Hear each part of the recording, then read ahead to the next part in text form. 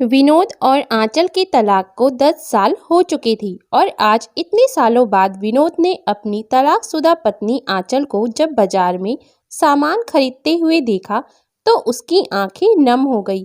वो बेचारी साधारण सी सस्ती सी साड़ी पहने हुए दुकानदार से मोल भाव करने में खोई हुई थी। विनोद एक किनारे खड़े चुपचाप उसे निहारे जा रहा था। जैसे ही आंचल सामान लेकर पीछे की ओर पलटी, उसकी नज़र अपने तलाकशुदा पति पर पड़ी और 10 साल पहले की बात है। विनोद और आंचल के परिवार की मर्जी से शादी कराई गई थी और भगवान की कृपा से सब कुछ अच्छा भी चल रहा था। विनोद का एक ठीक ठाक सा छोटा सा अपना रोजगार था और अपना छोटा सा खुद का घर भी था, जिसे विनोद के माँ बाप ने ही बनवाया था। रविवार का दिन था जब विनोद अपनी दुकान बढ़ाकर घर की तरफ लौट रहा था। उसी समय उसका एक पुराना दोस्त कमल उसे मिल गया, जो काफी सालों बाद उससे मिल रहा था और वो विनोद का कुंवारे का दोस्त था। कुछ सालों पहले वो पैसा कमाने बाहर शहर चला गया था और इतने सालों बाद वापस लौटा था। काफी सालों बाद जब विनोद कमल से मिला तो बहुत खुश हुआ। दोनों ने काफी बातें भी की और विनोद ने जबरदस्ती कमल को अपने घर आकर रात के खाने में साथ खाने को जिद करने लगा, तो कमल भी विनोद के साथ उसके घर आ गया। घर पर विनोद की पत्नी ने बहुत ही अच्छे से खाना बनाया था। वो रोज ही अच्छा और स्वादिष्ट खाना बनाती थी। मेहमान को देखकर उसने साथ में रायता, पापड़, सलाद, अचार और मीठा भी सामने रख दिया, जो विनोद ने आते वक्त ले लिया था। दोनों दोस्तों ने चाव से खाना खाया और कमल अपने घर को लौट गया, ये बोलकर कि फिर मिलूंगा। अब कमल को विनोद ने अपने छोटे से दुकान के बारे में भी बता दिया था, इसलिए कमल को जब भी समय मिलता वो विनोद के दुकान पर विनोद से मिलने पहुंच जाया करता था। वो लोग कुछ गपशप करते और चाय वगैरह पीकर कमल वापस लौट जाता। कुछ दिनों तक ऐसा ही चला। कुछ दिनों बाद होली का त्योहार आने वाला था। विनोद ने फिर से अपने दोस्त कमल को अपने घर पर आने का निमंत्रण दिया कि घर पर ही खाना बन रहा है, वो घर पर ही आकर सबके साथ मिलकर होली का त्योहार मनाए। कमल भी होली वाले दिन सुबह सुबह ही विनोद के घर पहुंच गया और कुछ देर बाद विनोद को इशारे से किनारे बुलाया और एक शराब की बोतल छुपाने को कहा। ये देखकर विनोद ने कमल को साफ इनकार कर दिया कि वो शराब नहीं पीता और ना ही उसके घर में ये सब किसी को भी पसंद है। फिर भी कमल ने सिर्फ एक बार लेने के नाम पर विनोद को जबरदस्ती करने लगा। कमल के काफी जिद करने पर विनोद एक बार होली के त्योहार पर लेने के लिए मान गया और वो लोग छुपकर छत पर शराब पी लिए। क्योंकि उन लोगों ने ज्यादा नशा नहीं किया था, इसलिए किसी को इस चीज का पता नहीं चल पाया और सभी त्योहार के कारण भी काम में भी काफी व्यस्त थे। होली का त्योहार भी अच्छे से बीत गया क्योंकि विनोद कमल के जिद करने पर एक बार शराब पीने के लिए मान गया था, इसलिए अब बार बार कमल विनोद को फोर्स करने लगा। काफी बार विनोद मना कर देता और कभी कभी दुकान बढ़ाकर घर आने समय वो दोनों साथ में शराब पीने बैठ जाते। इस बात का पता आखिरकार आंचल को पता चल ही गया। आखिर पत्नी से ये सब छुप भी कैसे सकता था। आंचल ने उस दिन विनोद पर बहुत गुस्सा किया कि आप शराब नहीं पिएंगे, मुझे ये सब बिल्कुल भी पसंद नहीं है और ये बहुत ही बुरी आदत होती है।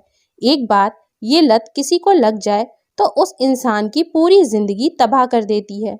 उस समय विनोद ने ये कहकर आंचल को समझा दिया कि मैं तो शराब पीता ही नहीं, वो तो कमल ने काफी जिद की तो थोड़ी सी ले ली, वरना मैं कहाँ ये सब लेता हूँ। ये सब सुनकर आंचल को थोड़ी तसल्ली हुई, लेकिन फिर भी उसके मन में एक डर सा बैठ गया था और आखिरकार वही हुआ जिसका आंचल को डर था। धीरे धीरे विनोद को शराब पीने की लत लग ही गई। वो अब आए दिन घर शराब पीकर आने लगा।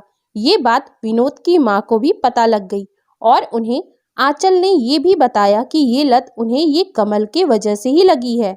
विनोद की माँ कमल की माँ को पहले से ही जानती थी क्योंकि वो लोग पहले पड़ोसी हुआ करते थे, जिससे कमल और विनोद की दोस्ती हुई थी। विनोद की माँ गुस्से से कमल के घर पहुंची और उन्होंने उन्हें सारी बातें बताई। तब उन्हें पता चला कि कमल को तो शराब पीने की बहुत बुरी लत बहुत पहले ही लग गई थी, जब वो बाहर पैसे कमाने गया था। इस कारण ही वहां के मालिक ने उसे काम से निकाल दिया और उसे शराब पीने की लत के कारण कहीं और काम नहीं मिल सका और वो वापस यहाँ लौट आया और हम सबकी जिंदगी नर्क बना दी।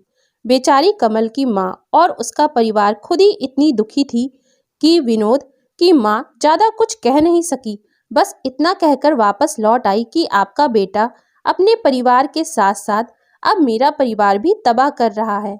मेरा बेटा विनोद, जो कभी शराब को हाथ नहीं लगाता था, उसे भी आपके बेटे ने जबरदस्ती कर करके शराब की लत लगा दी है।